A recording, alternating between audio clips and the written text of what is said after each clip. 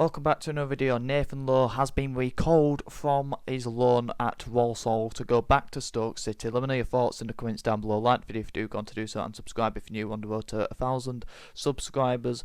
It is all massively appreciated, all the support we do get, and especially on videos like these. So do let me know your thoughts, because it is an interesting one if you're just a League 2 fan, a Bradford City fan, and if you're a Walsall fan, definitely let me know your thoughts on your star player going back to Stoke City. And I say that because I don't think he's not your star player, he's not your best player, he's your standout player to part-time football fans and armchair support fans who might not have actually watched Nathan Lowe. Now, there's no doubting he's a quality player, he's contributed massively to Walsall, and he can score a banging goal or two. But his overall play, I don't think is that good. I don't think his hold-up's good, his aerial ability's not that good, he's not bad dribbling, but his first touch and his passing is very inconsistent. I wouldn't say it's poor, nowhere near poor, but it's inconsistent. But at the end of the day, he's a striker, and he's there to. He gets paid by Walsall and Stoke to put goals away, and that's what he's done for Walsall. 15 goals, 5 assists in League 2. That is a fantastic record, and the type of goals that he does score are fantastic goals. You know, you look at the goal against Salford away and the goal away at Harrogate. The Salford one's, I think it's a half volley or a volley. It's sort of come up to his. It's an instinct strike. It's a first time shot into a top left corner. And it's fantastic. It's it's levels above that type of finish. The goal at Harrogate's a pile driver into a bottom left corner. That's another fantastic goal. But all his others are sort of either instinct strikes or one-on-one with the keeper, and he's got to use his composure, or in and around the 6-yard area tap-ins. But he's got to be in the right area, and he's got a knack of scoring goals. He knows where to be, and that's what Walsall are going to miss. They're going to miss his poaching ability, and they're going to miss his ability to link up with Jamil Matt and to work in that system, because I think he works fantastically well with Jamil Matt. I'd go as far as saying Jamil Matt's their most important player. I see him more of a threat to the opposition than Nathan Lowe. In terms of his aerial ability and his physical ability and his hold-up and link-up play. But he's got a good knack of running into the right channels, running in behind the defence, giving the defence a different thing to think about with the two up front. Not something you see much in modern day football, but when you've got a strike partnership like Matt and Lowe, that's what that's all about. The partnership of them two, the link up, and the know where each other's going to be. Lowe, he either runs off Jamil Matt or he hangs deep off Jamil Matt, so he can pick up the pieces that he leaves for those knockdowns when Walsall go long. And he comes deep as well and gets involved in link-up play. And like I say, he's inconsistent with his passing ability and his dribbling, but he allows Walsall to mix it up, to go long, to play short into the midfield, to play diagonals into the wing-backs.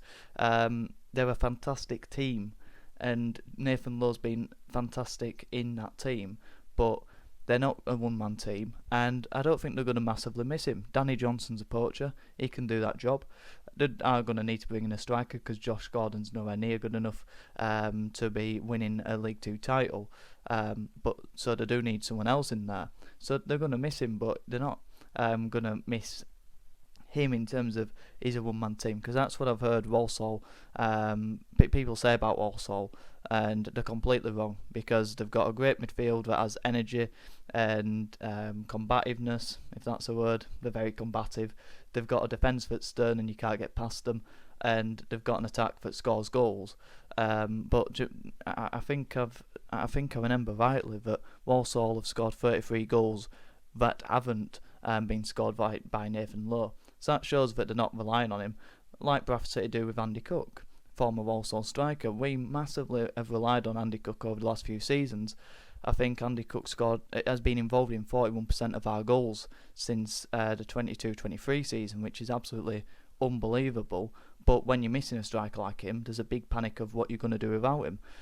Whereas Walsall, they're 12 points clear of second, not even fourth, 12 points clear second with a game in hand. They've still got a great team, still got a great manager, and I didn't predict that to happen at the beginning of the season, and I'm sure this ain't going to affect them too much. But what's next for Stoke and Nathan Lowe? And I've sort of touched on what's next for Walsall. Now, Stoke have recalled Nathan Lowe, we know that. Why have they done it? I'm not too sure, because for me it's always stupid when a Championship, a Premier League team recalls a League 2 player that they've sent out there, or a League 1 player who's flourishing, scoring goals, getting confidence, being part of a winning team week in, week out, that is a confident team, being in a good environment, and it breeds a good culture into that young player if they're doing well. And I don't understand why they get recalled in January to go somewhere else, and they're not. That if Nathan Lowe gets recalled by Stoke to go out on loan to a League One team, it's a step above. How's he going to react to that? It's a big unknown. But the likelihood is it's probably going to be a League One team who's fighting relegation, I'd assume, because that would be the natural step up, not to go into a Huddersfield team like he's been linked, but he won't go now because they've signed 2 strikers, but into the top regions of League One. I can't see how that's going to be good for his confidence. That's too much of a step, and then to be in a team that's losing week in, week out, that's also going to hinder his confidence. I think a Stockport, I think there could be something in that, but when you look at Stoke and their striking options, Gallagher seems to just be a sick note. He's injured all the time. I forgot his first name, but Gallagher, he is the former Blackburn striker, big unit.